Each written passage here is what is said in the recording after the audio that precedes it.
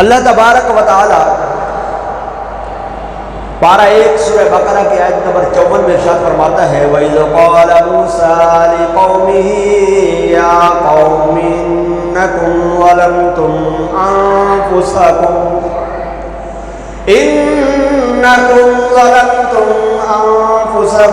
بِاتِّخَاذِكُمُ الْعِجْلَ فَتُوبُوا إِلَىٰ بَارِئِكُمْ فَاقْتُلُوا أَنفُسَكُمْ ذَلِكُمْ خَيْرٌ لَكُمْ عِندَ بَارِئِكُمْ فَتَابَ عَلَيْكُمْ إِنَّهُ هُوَ التَّوَّابُ الرَّحِيمُ۔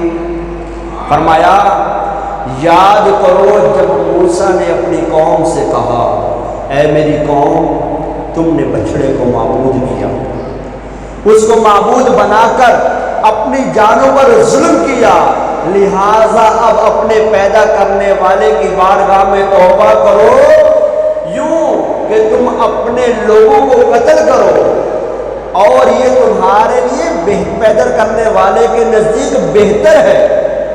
اپنے لوگوں کو قتل کرو، تمہارے پیدا کرنے والے کے نزدیک تمہارے لیے یہ بہتر ہے۔ اس نے تمہاری توبہ قبول کی، بے شک وہی بہت توبہ قبول کرنے والا مہربان ہے۔ اللہ پاک نے اس فرمان میں اصل میں ہم آپ کو سیکوینس کے ساتھ لے کے چل رہے ہیں۔ پچھلی جو جمعے کی ہماری گفتگو تھی اس میں ہم نے آپ لوگوں کو عرض کیا تھا کہ انہوں نے بچڑے کو معبود بنایا، اس سے پہلے بھی ہماری گفتگو آپ لوگوں سے چلی آ رہی ہے۔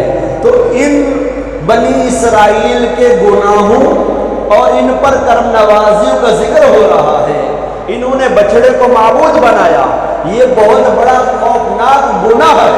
انہوں نے شرک کیا، اللہ پاک کا شریک ٹھہرایا اور اللہ پاک کی عبادت چھوڑ کر بچڑے کی عبادت کرنے لگ گئے۔ شرک کرنا اتنا خوفناک گناہ ہے، اتنا خوفناک گناہ ہے کہ یہ اپنی جان پر ظلم کرنے والی بات ہے۔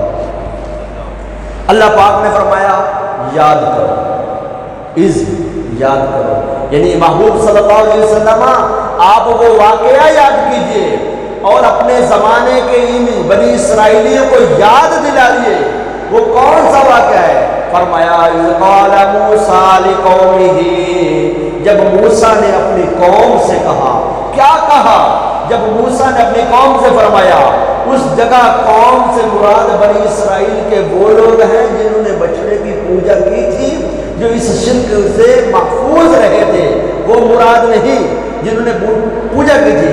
فرمایا کیا فرمایا موسیٰ نے انہیں، یا قوم انکم ظلمتم انفسکم باتخاذکم العجل، اے میرے وہ بنی اسرائیلیوں، اے میرے وہ قوم والوں جنہوں نے اللہ کا شریک ٹھہرایا بچڑے کو اور اس کی پوجا کر کے اپنی جانوں کے پر ظلم کیا ہے، یاد کرو۔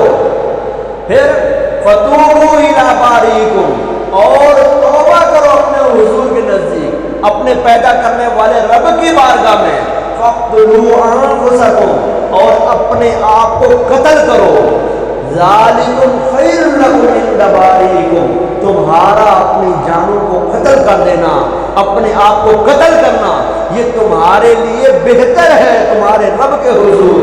فتاب علیکم، تو اس نے تمہیں توبہ کی توفیق بخشی، انہ هو التواب الرحیم، بے شک وہی توبہ قبول کرنے والا رحم فرمانے والا ہے۔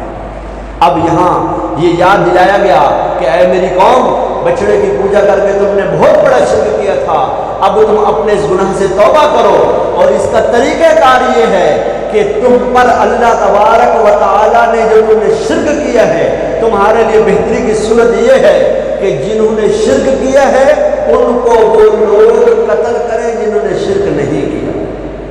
صبح سے لے کر شام تک اسرائیلیوں نے یہ بات مان لی اور اپنے آپ کو پیش کرتے رہے، جنہوں نے شرک نہیں کیا تھا وہ ان کو قتل کرتے رہے۔ 70,000 بنی اسرائیلی قتل ہو گئے، 70,000 بنی اسرائیلیوں نے اپنے آپ کو پیش کیا، ہاں ہم نے رب تعالیٰ کے ساتھ شرک کیا ہے، ہمیں یہ سزا دے دی جائے، تو ان کو قتل کیا گیا۔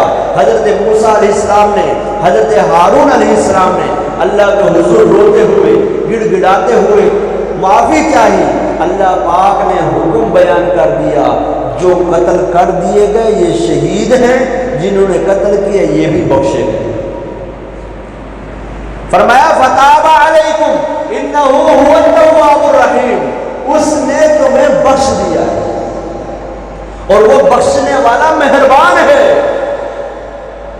ذالکم خیر لکم عند باریکم، پتہ یہ چلا کہ گناہ چھوڑنا، اللہ پاک کے حضور توبہ کرنا ہمارے حق میں بہتر ہے، اور اس کی برکت سے دین و دنیا کے بے شمار بھلائیاں نصیب ہوتی ہیں۔ رب تعالیٰ فرماتا ہے انہ هو التواب الرحیم، بے شک وہ بخشنے والا مہربان ہے۔